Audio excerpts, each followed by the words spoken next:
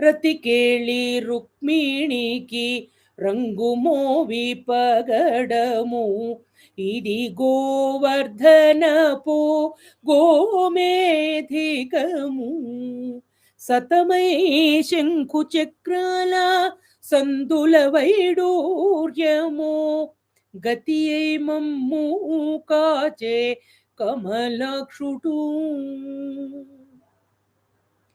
వెన్నను స్వామివారు దొంగతనం చేయడం అంటే, ఆ వెన్న దొంగ కింద స్వామిని మనమంతా ఆరాధిస్తాం, చిన్ని కృష్ణుణ్ణి. ఆ వెన్న తింటున్నటువంటి స్వామి శత్రువులందరినీ కూడా బాల్యము నుండి మర్దించాడమ్మా.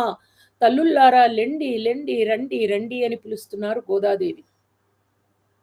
మెడలో సువాసనలు వెదజల్లే పూలమాలలేసుకుంటాడే, చక్కని కౌస్తుభ మణి ఉందే, చాలా చక్కనైనటువంటి రూపమే